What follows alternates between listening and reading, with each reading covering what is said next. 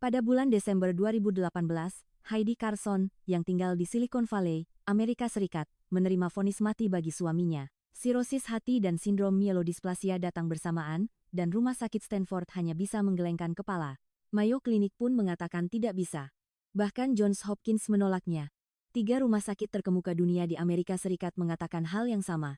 Operasi bisa dilakukan, tetapi mereka tidak bisa bertanggung jawab. Heidi tidak menyerah. Sambil menyaksikan hati suaminya perlahan rusak, ia mati-matian mencari jalan keluar. Lalu suatu subuh, di kolom pencarian, ia menemukan nama sebuah negara. Sebuah rumah sakit di negara itu menerima dan menyelamatkan pasien-pasien yang telah ditolak oleh Amerika. Pengalaman transplantasi hati dari donor hidup terbanyak di dunia, rekam jejak kesuksesan operasi pada pasien dengan penyakit kompleks. Sulit dipercaya, tetapi itu adalah fakta. Heidi melintasi Samudra Pasifik. Ia mendorong suaminya yang sekarat di kursi roda, siap memberikan 62% dari hatinya. Operasi selama 18 jam menanti mereka. Apakah suami yang telah dilepaskan oleh Amerika itu dapat kembali hidup? Saya harap Anda akan menyimak video ini sampai akhir dan merasakan keunggulan medis Indonesia bersama kami. Musik sejujurnya, saat mempersiapkan video ini, saya merasakan kebanggaan dan kebahagiaan yang kuat sebagai warga negara Indonesia. Anda semua juga harus selalu sehat. Baiklah, mari kita mulai. Pada bulan Desember 2018, di ruang konseling rumah sakit Stanford, dokter menutup berkas dan tidak menatap lurus ke arah saya, lalu ia mengucapkan satu kalimat. Tidak bisa dioperasi. Saya Heidi Carson. Usia saya 47 tahun, dan saya tinggal di Silicon Valley bersama suami saya, Charles, seorang insinyur perangkat lunak. Suami saya adalah seorang talenta riset lulusan Stanford, dan keluarga kami bergantung pada pekerjaannya. Suatu hari, suami saya tiba-tiba pingsan, dan sejak saat itu, hidup saya berubah total. Ada 2 diagnosis yang saya dengar di rumah sakit, sirosis hati dan sindrom mielodisplasia datang bersamaan. Dokter tidak berhenti di situ dan menambahkan, jika kondisi ini berlanjut, bisa berkembang menjadi leukemia kronis. Saat mendengar bahwa hati dan sumsum tulangnya rusak secara bersamaan, saya bahkan tidak ingat apakah saya masih bisa bernapas saat itu. Saya sedang memegang tangan suami saya, tetapi saya tidak bisa membedakan apakah itu tangan saya atau tangan suami saya. Kemoterapi dimulai, dan setiap kali kami bolak-balik ke rumah sakit, rambut suami saya rontok sedikit demi sedikit. Kulitnya perlahan menguning, dan tangannya yang dulu lincah menari di atas keyboard kini gemetar hanya untuk memegang sebuah gelas. Setelah kemoterapi kelima, Charles tidak bisa lagi bangun dari tempat tidur sendirian, bahkan untuk ke kamar mandi pun ia membutuhkan bantuan saya. Setiap malam, saya meringkuk tidur di kursi kamar rumah sakit, dan suara bip-bip dari monitor menjadi satu-satunya bukti bahwa suami saya masih hidup. Kemoterapi ke-7, ke-8, ke-9, dan ke-10 terus berlanjut, dan pada suatu titik, saya bahkan lelah menghitungnya. Tetapi masalahnya bukan pada jumlahnya. Seiring berjalannya pengobatan, tatapan para dokter mulai berubah. Itu bukanlah tatapan harapan, melainkan tatapan penghindaran. Ketika saya bertanya, jawaban mereka menjadi lebih singkat, dan waktu kontak mata kami pun semakin berkurang.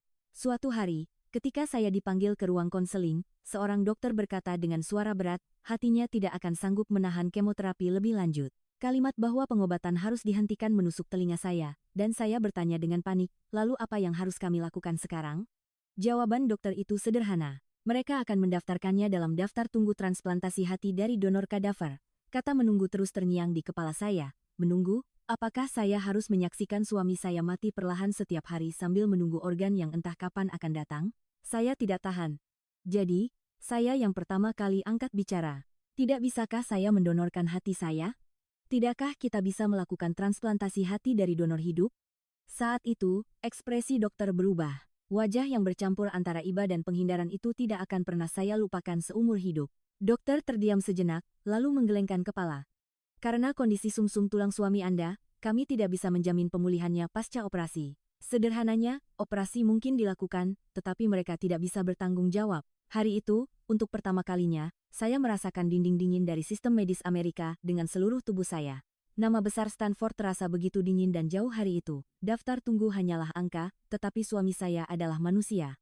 Hari itu saya baru sadar, rumah sakit terbaik pun bisa memberikan penolakan terbaik. Saat meninggalkan ruang konseling, saya melihat dokumen di tangan saya. Di sebelah stempel yang tertera, ada satu kata tertulis, ditolak. 2 kata itu terasa seperti vonis mati bagi suami saya, dan saya berdiri terpaku di tengah koridor untuk waktu yang lama. Sehari setelah ditolak oleh Stanford, saya segera mulai mencari rumah sakit lain. Saya dengar ada banyak rumah sakit kelas dunia di Amerika selain Stanford, dan saya percaya di suatu tempat, saya bisa menemukan cara untuk menyelamatkan suami saya. Saya menghubungi Mayo Clinic. Saya berharap rumah sakit terbaik di Midwest itu akan memberikan jawaban yang berbeda. Saya mengirim rekam medis suami saya, menjadwalkan konsultasi, dan dengan cemas menunggu jawaban. Jawaban yang datang sama persis dengan Stanford. Dalam kondisi sindrom myelodysplasia, pemulihan pasca transplantasi hati dari donor hidup tidak dapat dijamin. Kalimat yang seolah disalin tempel itu tertulis di email, dan saya hanya bisa duduk termangu menatap layar. Saya tidak menyangka, tetapi jawaban yang sama benar-benar datang. Tetap saja, saya tidak bisa menyerah. Kali ini, saya menghubungi Johns Hopkins. Saya pikir rumah sakit yang menjadi kebanggaan East Coast itu akan berbeda. Saya mengirim rekam medis suami saya lagi, menunggu lagi, dan dengan cemas menyegarkan kotak masuk email saya lagi. Namun, jawaban yang datang tetap sama. Secara teknis, operasi dimungkinkan, tetapi mengingat kondisi sumsum tulang pasien, kemungkinan pemulihan tidak dapat dijamin. Stanford, Mayo, Johns Hopkins, 3 rumah sakit terkemuka di Amerika Serikat serentak menggelengkan kepala. Barulah saat itu saya sadar. Mereka tidak melihat suami saya sebagai pasien. Bagi mereka, Charles bukanlah pasien, melainkan sebuah risiko. Jika operasi berhasil dan ia hidup, itu akan menjadi prestasi mereka.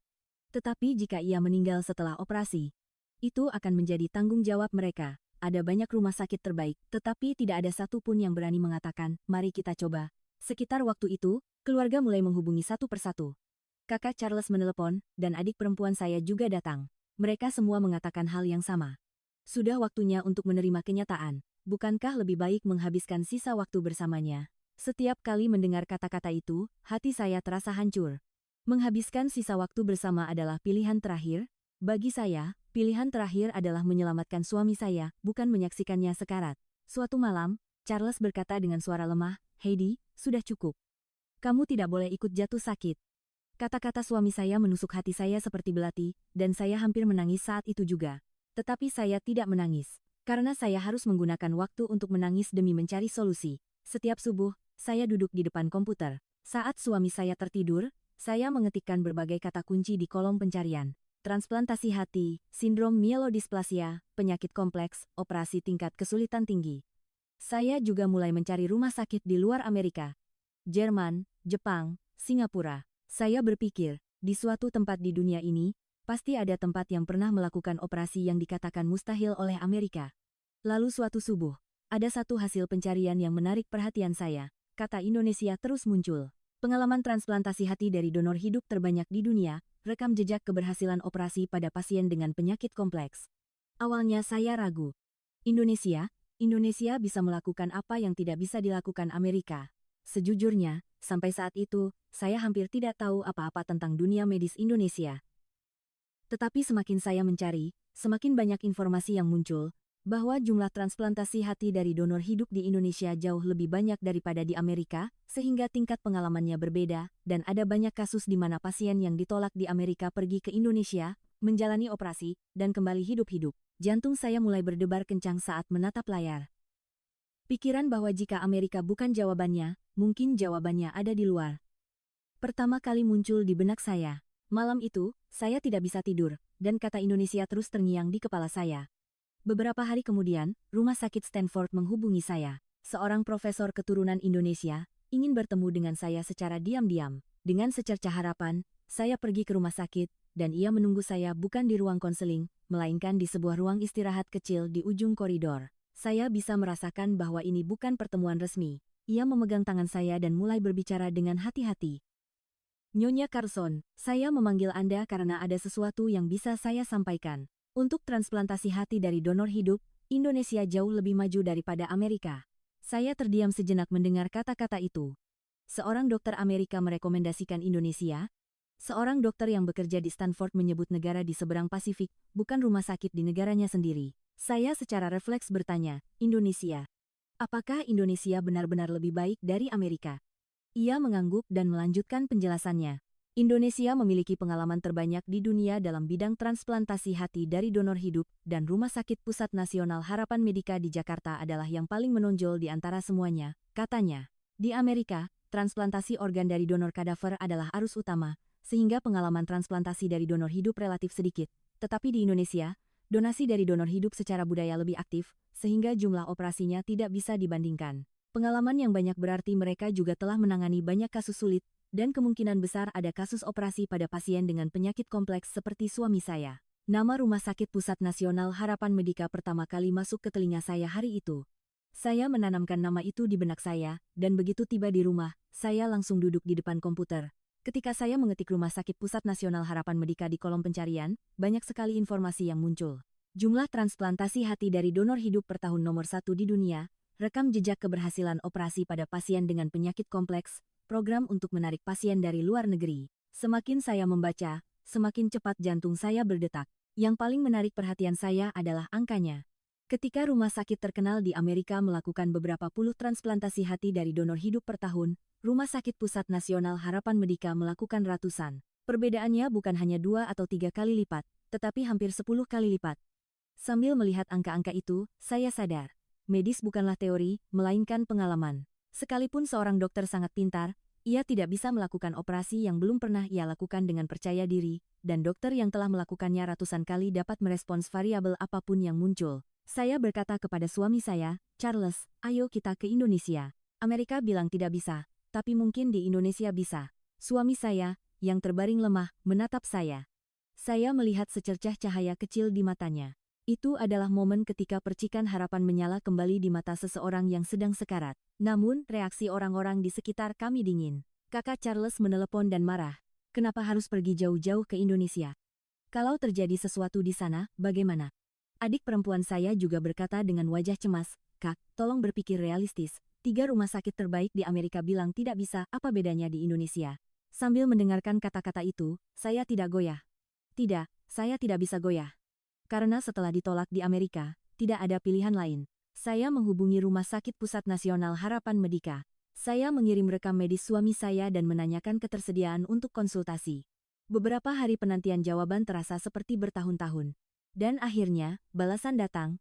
Mereka telah meninjau rekam medisnya, dan jika kami datang ke Indonesia, mereka akan melakukan pemeriksaan mendetail dan kemudian memutuskan apakah operasi memungkinkan. Itu bukan penolakan. Pintu telah terbuka. Malam itu, saya mencari tiket pesawat. Dari Los Angeles ke Jakarta, 17 jam. Samudra Pasifik memang jauh, tetapi kematian lebih dekat. Saat jari saya berada di atas tombol beli, tangan saya gemetar. Jika saya menekan tombol ini, apakah kami bisa kembali? Akankah suami saya bertahan? Apakah operasi benar-benar mungkin? Segala macam pikiran melintas di benak saya, tetapi saya memejamkan mata dan menekan tombol itu. Satu nama rumah sakit telah menjadi tali penyelamat nyawa suami saya, dan saya memutuskan untuk tidak melepaskannya. Ketika saya mendarat di Bandara Soekarno-Hatta, udara asing terasa masuk ke paru-paru saya. Pengumuman dalam bahasa Indonesia terdengar, dan di sekitar saya penuh dengan percakapan yang tidak saya mengerti. Charles duduk di kursi roda, dan saya mendorong kursi roda itu keluar dari bandara. Jakarta di bulan Desember jauh lebih panas dan lembab daripada Silicon Valley, dan saat angin hangat itu menerpa pipi saya, hanya ada satu pikiran yang berputar di kepala saya. Jika kami gagal di sini, ini benar-benar akhir. Ketika kami tiba di Rumah Sakit Pusat Nasional Harapan Medika, kesan pertama saya adalah skalanya. Saya pikir rumah sakit terkenal di Amerika juga besar, tetapi tempat ini memiliki nuansa yang berbeda. Orang-orang bergerak dengan tertib, dan di meja informasi, seorang staf yang bisa berbahasa Inggris menyambut kami. Kami diantar ke tempat yang disebut Pusat Layanan Internasional.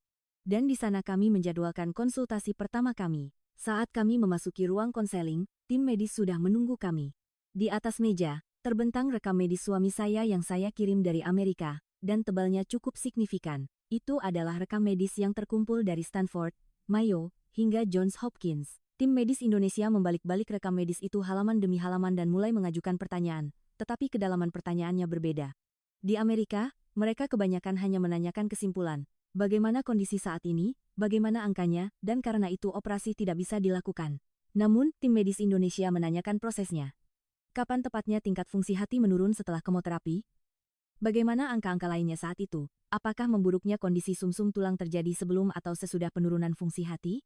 Sambil mendengarkan pertanyaan-pertanyaan itu, saya merasa orang-orang ini melihat rekam medis dengan niat untuk benar-benar mencobanya. Setelah meninjau cukup lama, tim medis mengangkat kepala dan menatap saya. Lalu mereka membuka mulut. Jujur saja, kondisi suami Anda tidak baik. Sirosisnya sudah cukup lanjut, dan disertai sindrom mielodisplasia, sehingga proses pemulihan pasca operasi akan jauh lebih sulit daripada pasien biasa. Risiko komplikasi juga tinggi, dan karena masalah sistem kekebalan tubuh, ia rentan terhadap infeksi. Jantung saya terasa sesak saat mendengar kata-kata itu. Apakah mereka akan mengatakan tidak bisa di sini juga? Apakah kami akan ditolak lagi? Kata-kata dingin yang saya dengar di Amerika kembali terngiang di telinga saya. Tetapi kalimat berikutnya berbeda. Tim medis mengambil napas sejenak, lalu berkata seperti ini. Ini berisiko. Tapi kami akan mencobanya. Saat itu, saya tidak percaya dengan telinga saya. Apa yang baru saja Anda katakan? Akan mencobanya. Anda benar-benar akan mencobanya. Suara saya bergetar, dan saya merasakan sesuatu yang panas menggenang di sudut mata saya. Itu adalah kata-kata yang belum pernah saya dengar sekalipun di Amerika. Kata-kata yang tidak diucapkan oleh Stanford, Mayo, maupun Johns Hopkins, saya dengar di Jakarta. Tim medis dengan tenang melanjutkan penjelasannya. Namun, ada syaratnya. Pertama, hati saya harus menjalani pemeriksaan mendetail untuk memastikan cocok untuk donasi, dan operasinya akan memakan waktu lama. Masa pemulihan juga harus disiapkan minimal 2 bulan. Anda harus tahu betul bahwa ini bukan jalan yang mudah. Saya mengangguk. Saya tidak melintasi Pasifik untuk mencari jalan yang mudah. Sekalipun sulit, jika ada jalan, saya akan menempuhnya, jawab saya di tempat. Saat meninggalkan ruang konseling, air mata saya tumpah. Saya hampir terduduk di tengah koridor. Ditolak di Amerika, dibujuk oleh keluarga, dan setelah melintasi Pasifik, kata pertama yang saya dengar adalah kami akan mencobanya. Saya baru sadar, beginilah rasanya harapan. Harapan bukanlah sesuatu yang diberikan kepada pasien, tetapi sesuatu yang diciptakan oleh orang yang mau bertanggung jawab. Kini, nyawa suami saya bergantung pada tubuh saya dan tangan tim medis Indonesia, dan saya memutuskan untuk mempercayai mereka. Pada hari saya menerima hasil tes kelayakan donor, saya berbaring di tempat tidur ruang pemeriksaan menatap langit-langit. Setiap kali alat USG bergerak di atas perut saya, sensasi gel dingin meresap ke kulit saya, dan saya mendengar suara teknisi memeriksa sesuatu di layar. Pemindaian CT, tes darah, dan berbagai macam tes lainnya berlanjut. Itu adalah proses untuk memastikan apakah tubuh saya bisa menyelamatkan suami saya. Beberapa hari kemudian, hasilnya keluar. Tim medis memanggil saya dan berkata, "Kondisi hati Anda baik dan cocok untuk donasi. Kami akan mengangkat 62% dari hati Anda untuk ditransplantasikan ke suami Anda." Angka 62% tertanam di benak saya. Itu berarti lebih dari separuh hati saya akan dikeluarkan dari tubuh saya. Saya merasakan tangan saya gemetar saat memikirkan angka itu. Malam itu, telepon datang dari keluarga saya di Amerika. Itu adalah kakak Charles. Ia berkata dengan suara mendesak, "Heidi, tolong pikirkan lagi. Kalau kamu mendonorkan hatimu dan terjadi sesuatu, bagaimana? Charles penting, tapi kamu juga orang penting. Kalau kalian berdua jatuh, siapa yang akan bertanggung jawab?" Adik perempuan saya juga menelepon, "Kak, aku benar-benar takut. Kalau kakak juga dalam bahaya, bagaimana denganku? Tolong, ini bukan berarti menyerah, tapi mari kita cari cara yang lebih aman." Hati saya terasa hancur mendengar kata-kata itu. Karena apa yang mereka katakan tidak salah. Operasi itu berisiko, dan jika saya jatuh, seluruh keluarga bisa runtuh. Tetapi pada saat yang sama, pikiran ini juga muncul. Jika saya mundur sekarang, apa yang akan terjadi pada Charles? Ditolak di Amerika dan baru saja menemukan pintu terbuka di Indonesia, apakah saya akan menutup pintu itu dengan tangan saya sendiri? Ketika saya kembali ke kamar rumah sakit larut malam, Charles sudah bangun. Pemandangan malam Jakarta terlihat dari jendela, dan lampu-lampu kota itu berkelip di wajah pucat suami saya. Charles dengan lemah meraih tangan saya. Lalu ia berkata, "Heidi, kamu tidak perlu membahayakan dirimu. Jika kamu terluka karena aku tidak akan pernah bisa memaafkan diriku seumur hidup, tidak apa-apa untuk menyerah. Kesehatanmu lebih penting bagiku." Saat mendengar kata-kata itu, air mata saya pecah. Tetapi pada saat yang sama, saya merasakan hati saya menjadi lebih kuat. Sambil menggelengkan kepala, saya menjawab, "Tidak, Charles. Aku hidup jika kamu hidup. Hidup tanpamu bukanlah hidup. Aku tidak ingin hidup dalam penyesalan. Jika aku tidak melakukan apa yang bisa kulakukan dan membiarkanmu pergi, aku akan hidup dengan rasa bersalah itu seumur hidup. Lebih baik aku mengambil risikonya." Momen ketika saya menandatangani surat persetujuan operasi masih sangat jelas. Tangan saya gemetar memegang pena, dan kalimat-kalimat yang tertulis di kertas itu masuk ke mata saya. Risiko pendarahan, risiko infeksi, kemungkinan komplikasi, dalam kasus terburuk, kematian. Kata-kata itu berderet dengan dingin. Tetapi saya memejamkan mata dan menandatanganinya. Saya menulis nama saya dengan pena, tetapi keputusan sebenarnya dibuat dengan organ saya. Malam sebelum operasi tiba, saya berbaring di tempat tidur Charles dan hampir tidak ada percakapan di antara kami. Kami tidak tahu harus berkata apa. Bagaimana jika ini adalah yang terakhir? Bagaimana jika besok kami berdua naik ke meja operasi dan tidak pernah bangun lagi? Pikiran-pikiran itu berputar di kepala saya, tetapi saya tidak bisa mengucapkannya. Lewat tengah malam, Charles mengulurkan tangan dan memegang tangan saya. Tangannya dingin, tetapi saya tidak melepaskannya. Kami berpegangan tangan tanpa mengucapkan sepatah kata pun. Berusaha untuk tidak mengucapkan selamat tinggal terakhir kami. Fajar Jakarta mulai menyingsing di luar jendela, dan saya memejamkan mata dan berdoa. Tolong selamatkan kami berdua. Pada tanggal 19 Desember 2018, subuh, di atas tempat tidur dorong menuju ruang operasi, saya melihat lampu neon di langit-langit berlalu. Charles masuk ke ruang operasi lebih dulu, dan saya mengikutinya ke ruang operasi lain. Saat melewati koridor, seorang perawat Indonesia memegang tangan saya, dan tangannya hangat. Meskipun kami tidak bisa berkomunikasi dengan bahasa, kehangatan tangannya sudah cukup menghibur. Saat pintu ruang operasi terbuka, udara dingin menerpa, dan saat memakai masker anestesi, saya hanya memikirkan satu hal, Charles, kita pasti bertemu lagi. Setelah itu, saya tidak ingat apa-apa. Ketika saya sadar, saya sudah berada di unit perawatan intensif, ICU, dan seseorang di samping saya memanggil nama saya. Saya mencoba membuka mata, tetapi kelopak mata saya terasa berat, dan seluruh tubuh saya terasa seperti timah. Setelah sadar, hal pertama yang saya tanyakan adalah tentang suami saya.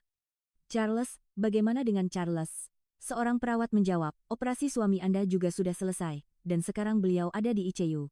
Baru setelah mendengar kata-kata itu, saya bisa bernapas. Belakangan saya dengar, operasi itu memakan waktu 18 jam. Biasanya, transplantasi hati dari donor hidup memakan waktu sekitar 10 jam, tetapi dalam kasus Charles, kondisinya sangat buruk sehingga operasinya jauh lebih lama dari yang diperkirakan. Di tengah operasi, terjadi pendarahan hebat sehingga transfusi darurat dilakukan, dan karena perlengketan di sekitar hati sangat parah, butuh beberapa jam hanya untuk mengangkatnya. Singkatnya, situasi terburuk terus berlanjut. Namun, tim medis Indonesia tidak goyah. Di dalam ruang operasi, mereka dengan tenang melakukan tugas mereka, dan setiap kali krisis datang, mereka menanganinya dengan tenang. Tenaga kerja shift dikerahkan, dan selama 18 jam, tidak ada satu momen pun konsentrasi yang buyar. Mendengar cerita itu, saya sadar. Pengalaman yang banyak bukan hanya sekadar angka. Pengalaman tidak menciptakan kecepatan, melainkan ketenangan. Orang yang telah melakukannya ratusan kali tidak panik, dan karena tidak panik, mereka tidak membuat kesalahan, dan karena tidak membuat kesalahan, mereka bisa menyelamatkan nyawa. Saat saya dioperasi, waktu seolah berhenti di ruang tunggu. Seorang penerjemah yang disewa oleh rumah sakit mendampingi kami, dan ia menceritakannya nanti. Setelah 6 jam, 10 jam, dan bahkan 14 jam berlalu, tidak ada kabar sama sekali. Di tengah-tengah, seorang perawat keluar dan hanya berkata, ini saat yang kritis, lalu masuk kembali. Satu kalimat itu membuat suasana di ruang tunggu membeku. Baru pada saat fajar pintu ruang operasi terbuka, tim medis keluar dan berkata, sudah selesai. Operasi keduanya berhasil. Kalimat singkat itu menjadi titik akhir dari 18 jam neraka. Ketika penerjemah menyampaikan kata-kata itu, saya sudah berada di tempat tidur ICU, tetapi ketika saya mendengar tentang momen itu nanti, saya menangis. Namun, tim medis menambahkan, operasi sudah selesai, tetapi ini baru permulaan yang sebenarnya. Suami Anda, karena kondisi sumsum tulangnya, memiliki sistem kekebalan yang lemah, sehingga risiko infeksi tinggi, dan proses pemulihannya tidak akan mulus. Kita harus melewati setiap rintangan sambil memantau kondisinya di ICU. Mendengar kata-kata itu, saya menghadapi kenyataan. Ini bukan saatnya untuk merasa lega karena selamat, perang yang sesungguhnya baru saja dimulai. Sambil menatap langit-langit ICU, saya berpikir. Operasi yang dilepaskan oleh Amerika telah dilakukan di Jakarta, dan selama 18 jam, tim medis Indonesia tidak menyerah pada suami saya. Pasien yang ditolak oleh Stanford, dipegang erat-erat oleh Rumah Sakit Pusat Nasional Harapan Medika. Barulah saat itu saya tahu, menjadi yang terbaik di dunia bukanlah tentang nama, tetapi tentang sikap. Orang-orang yang mengatakan mari kita coba sampai akhir adalah yang benar-benar terbaik. Setelah operasi selesai dan saya membuka mata, tidak ada waktu untuk merasa lega. Sambil menatap langit-langit ICU, pikiran pertama yang muncul di benak saya adalah, bagaimana keadaan Charles sekarang? Meskipun saya sendiri sebagai donor membutuhkan pemulihan, sejujurnya saya tidak khawatir tentang diri saya. Apakah suami saya bertahan? Apakah ada komplikasi? Hanya itu yang berputar di kepala saya. Tim medis datang setiap hari untuk memeriksa angka-angka. Tingkat fungsi hati, tingkat peradangan, kondisi darah. Setiap kali angka-angka itu naik turun, jantung saya ikut berdebar. Suatu hari saya merasa lega karena angkanya membaik. Tetapi keesokan harinya saya kembali cemas karena tingkat peradangan naik. Hari-hari seperti itu terus berlanjut. Kasus Charles bahkan lebih parah. Karena sindrom myelodisplasia, Sistem kekebalan tubuhnya berada di titik terendah, dan risiko infeksi selalu mengintai. Namun, cara penanganan tim medis Indonesia sangat berbeda dari yang saya alami di Amerika. Di Amerika, untuk bertemu dengan dokter yang bertanggung jawab, saya harus membuat janji dan menunggu beberapa hari, dan perawat pun hanya datang pada waktu yang ditentukan. Tetapi di Rumah Sakit Pusat Nasional Harapan Medika berbeda. Tim medis sering memeriksa kamar pasien, dan jika ada tanda-tanda abnormal sedikit pun, mereka segera merespons. Bahkan pada jam 3 pagi, perawat masuk untuk memeriksa angka-angka, dan di pagi hari, profesor yang bertanggung jawab langsung melakukan kunjungan. Sambil melihat pemandangan itu, saya merasa, inilah sistem yang lahir dari pengalaman. Pengetahuan yang terkumpul dari ribuan operasi melindungi pasien dengan cara seperti ini. Sekitar seminggu setelah operasi, krisis datang. Suhu tubuh Charles tiba-tiba naik, dan tingkat peradangannya meroket. Saya melihat tim medis bergerak sibuk, dan saya hanya bisa berbaring di tempat tidur tanpa bisa melakukan apa-apa. Malam itu, penerjemah dengan hati-hati memberitahu saya, kondisi suami Anda agak berbahaya. Kami mencurigai adanya infeksi, jadi kami meningkatkan dosis antibiotik. Mendengar kata-kata itu, pandangan saya menjadi gelap. Setelah sampai sejauh ini, setelah operasi berhasil, apakah kami akan kehilangannya karena infeksi? Pikiran itu menghantam kepala saya. Tetapi tim medis Indonesia tidak menyerah. Setiap hari mereka melacak sumber infeksi dan melawan tubuh Charles dengan mengubah kombinasi antibiotik. Spesialis infeksi, hematologi, dan bedah berkumpul untuk membahas kasus Charles dan menemukan arah pengobatan terbaik. Di Amerika, setiap departemen sering bergerak sendiri-sendiri, tetapi di Indonesia, dengan sistem yang disebut tim multidisiplin, beberapa ahli bekerja sama untuk satu pasien. Saat itulah saya pertama kali tahu bahwa medis Indonesia berada di tingkat dunia bukan hanya karena teknologinya yang bagus. Sistemnya sendiri dirancang untuk berpusat pada pasien. Setelah beberapa hari krisis, demam Charles turun. Tingkat peradangan juga perlahan terkendali, dan saya melihat ekspresi lega di wajah tim medis. Barulah saat itu saya bisa bernapas dengan benar. Tapi ini belum berakhir. Sekarang rehabilitasi dimulai. Sistem rehabilitasi di Indonesia juga luar biasa. Di Amerika, rehabilitasi berarti pasien bergerak sendiri dan memanggil fisioterapis jika perlu. Tetapi di Rumah Sakit Pusat Nasional Harapan Medika, program rehabilitasi disusun secara sistematis. Gerakan apa yang harus dimulai beberapa hari setelah operasi, kapan mulai latihan berjalan, dan nutrisi apa yang harus dikonsumsi, semuanya terencana. Fisioterapis datang setiap hari pada waktu yang ditentukan, dan mereka menyesuaikan intensitas sesuai dengan kondisi Charles saat melakukan rehabilitasi. Pada hari Charles pertama kali dipindahkan dari ICU ke bangsal umum, saya mengikutinya sambil duduk di kursi roda. Luka operasi di perut saya belum sembuh, dan setiap kali bergerak, rasa sakit terasa, tetapi saya ingin berada di sisi suami saya. Ketika saya melihat Charles di kamar rumah sakit, ia masih pucat dan tampak hanya tinggal tulang, tetapi ia masih hidup. Ia bernapas. Itu saja sudah merupakan keajaiban. Rehabilitasi dimulai dari hal-hal kecil. Mengangkat tubuh bagian atas dari tempat tidur, menggerakkan kaki, melatih kekuatan tangan. Fisioterapis datang setiap hari untuk membantu Charles, dan saya menyaksikannya dari samping. Suatu hari sedikit membaik, keesokan harinya kembali sulit. Hari-hari seperti itu berulang. Saya sendiri juga harus memulihkan tubuh saya, jadi kami berdua bertahan bersama di kamar rumah sakit. Ada saat-saat di mana saya merasa akan pingsan lebih dulu karena mengkhawatirkan suami saya, tetapi saya tidak bisa berhenti. Selama tinggal di rumah sakit, saya melihat sisi lain dari budaya medis Indonesia. Sikap perawat dalam merawat pasien berbeda. Terasa bahwa mereka tulus mengkhawatirkan, bukan hanya melakukan tugas secara profesional. Meskipun komunikasi sulit karena saya tidak bisa berbahasa Indonesia, para perawat menggunakan aplikasi penerjemah untuk menjelaskan kepada saya, dan setiap kali kondisi Charles membaik, mereka tersenyum sambil mengacungkan jempol. Meskipun bahasa tidak sama, hati kami terhubung. Sekitar sebulan setelah operasi, fisioterapis memegang tangan Charles dan membantunya berdiri di samping tempat tidur. Saya melihat Charles menginjak lantai dengan kaki gemetar. Satu langkah, lalu satu langkah lagi. Air mata saya tumpah saat melihatnya. Pria yang telah dilepaskan oleh Amerika, berjalan di Indonesia. Pria yang oleh Stanford dikatakan mustahil, berdiri dengan kedua kakinya di kamar rumah sakit di Rumah Sakit Pusat Nasional Harapan Medika. Belakangan saya baru tahu, Rumah Sakit Pusat Nasional Harapan Medika mencatatkan jumlah kasus transplantasi hati dari donor hidup terbanyak di dunia. Karena pengalaman yang terkumpul dari melakukan ratusan operasi per tahun, mereka dapat menangani pasien dengan penyakit kompleks seperti Charles. Baru saat itulah saya mengerti bahwa alasan Rumah Sakit Amerika menolak adalah karena kurangnya pengalaman. Mereka tidak percaya diri karena belum pernah melakukannya, dan Indonesia bisa mengatakan mari kita coba karena mereka telah melakukannya berkali-kali. Keajaiban tidak datang dari peristiwa besar, tetapi dari angka-angka kecil setiap hari, dan tim medis Indonesia tidak menyerah dan memegang erat setiap angka itu. Bahwa medis Indonesia adalah yang terbaik di dunia bukanlah omong kosong, saya merasakannya dengan seluruh tubuh saya saat menyaksikan proses pemulihan suami saya. Pada hari kami bersiap untuk pulang setelah 2 bulan masa pemulihan, saya berjalan perlahan menyusuri koridor Rumah Sakit Pusat Nasional Harapan Medika, mengenang waktu yang telah berlalu. Pertama kali saya melewati koridor ini, saya mendorong suami saya di kursi roda, gemetar ketakutan. Hanya ada pikiran bahwa jika kami gagal di sini, ini adalah akhir. Tapi sekarang berbeda. Charles berjalan di samping saya dengan kedua kakinya, dan luka operasi saya juga hampir sembuh. Koridor yang sama, tetapi orang yang sama sekali berbeda sedang berjalan. Sinar matahari musim kemarau Jakarta masuk melalui jendela koridor. Sambil melihat cahaya itu jatuh di wajah Charles, saya berpikir, 2 bulan yang lalu, orang ini sedang sekarat. Kulitnya menguning, dan ia bahkan tidak bisa pergi ke kamar mandi sendirian. Tapi sekarang, ia berjalan di samping saya, perlahan, tapi pasti, dengan kakinya sendiri. Jika ini bukan keajaiban, lalu apa?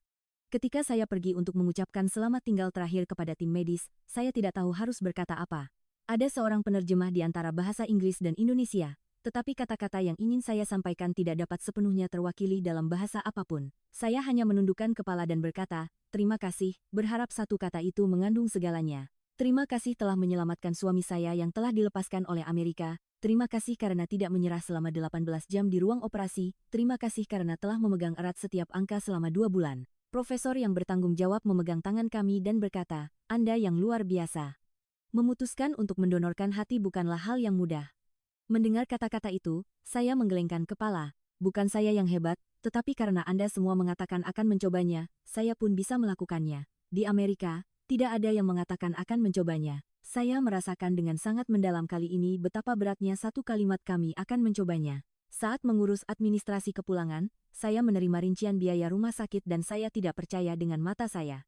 Jika ini di Amerika, saya tidak bisa membayangkan berapa biayanya untuk operasi sebesar ini dan rawat inap selama 2 bulan. Mungkin bahkan setelah menjual rumah pun tidak akan cukup. Tetapi di Indonesia, jumlah yang ditagih jauh lebih kecil. Tentu saja, sebagai orang asing, saya tidak mendapatkan cakupan asuransi dan biayanya lebih mahal daripada warga negara Indonesia, tetapi tetap saja, itu sangat berbeda dari biaya medis di Amerika. Sambil melihat rincian biaya, saya merasakannya sekali lagi.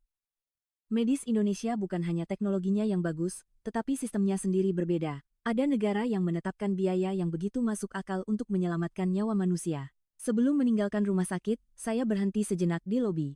Saya melihat sekeliling dan melihat cukup banyak pasien asing seperti kami, orang-orang dari Asia, orang-orang dari Timur Tengah, bahkan ada orang-orang dari Amerika. Mereka semua pasti orang-orang yang tidak dapat menemukan jawaban di negara mereka sendiri dan datang jauh-jauh ke Indonesia. Saya menyadari bahwa Rumah Sakit Pusat Nasional Harapan Medika telah menjadi harapan terakhir bagi orang-orang seperti itu.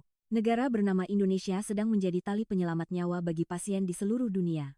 Di dalam mobil menuju Bandara Soekarno-Hatta, saya melihat keluar jendela. Pemandangan musim kemarau Jakarta berlalu, dan saya melihat pemandangan itu dengan mata yang berbeda dari saat pertama kali saya datang 2 bulan lalu. Kota yang awalnya terasa asing dan menakutkan ini, sekarang dikenang sebagai tempat yang mengembalikan nyawa suami saya. Gedung-gedung tinggi berlalu, dan papan nama berbahasa Indonesia melintas. Sambil menatap pemandangan itu, saya berpikir, saya tidak akan pernah melupakan negara ini seumur hidup. Di dalam mobil, Charles memegang tangan saya. Heidi, aku ingin melakukan sesuatu untuk orang-orang di negara ini. Mungkin kita tidak bisa membalas sebanyak yang kita terima, tapi tetap saja, aku ingin melakukan sesuatu. Saya memiliki pemikiran yang sama. Saya ingin memberitahu dunia apa yang telah dilakukan Indonesia untuk keluarga kami. Saya ingin lebih banyak orang tahu bahwa ketika 3 rumah sakit terbaik di Amerika menggelengkan kepala, Indonesia berhasil menyelamatkannya. Ketika kami tiba di Bandara Soekarno-Hatta, ruang keberangkatan sangat ramai. Wisatawan, pebisnis, keluarga yang berlibur, semua orang bergerak menuju tujuan mereka masing-masing. Tetapi bagi kami, bandara ini bukan sekadar ruang keberangkatan. 2 bulan lalu, kami masuk ke tempat ini dengan suami yang sekarat di kursi roda, tetapi sekarang kami keluar dengan berjalan kaki. Bandara yang sama, tetapi artinya sama sekali berbeda. Sebelum naik ke pesawat, Charles berhenti dan melihat ke belakang. Heidi, terima kasih. Tanpamu, aku tidak akan ada di sini. Sambil menggelengkan kepala, saya menjawab, bukan aku, tapi Indonesia. Tanpa tim medis Indonesia, kita berdua tidak akan ada di sini. Charles mengangguk, dan kami naik ke pesawat sambil berpegangan tangan tanpa mengucapkan sepatah kata pun. Ketika pesawat lepas landas dan naik di atas awan, saya melihat keluar jendela. Di suatu tempat di bawah sana, ada Jakarta, ada Rumah Sakit Pusat Nasional Harapan Medika, dan ada tim medis yang menyelamatkan suami saya. Sambil melihat awan menutupi Jakarta, saya sekali lagi mengucapkan selamat tinggal dalam hati.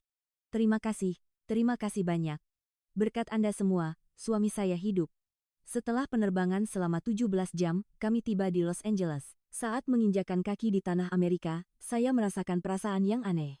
2 bulan lalu ketika saya pergi, tanah ini adalah tempat yang telah melepaskan suami saya, tetapi sekarang setelah kembali, rasanya berbeda. Fakta bahwa Indonesia telah melakukan apa yang tidak bisa dilakukan oleh Amerika terus terngiang di benak saya.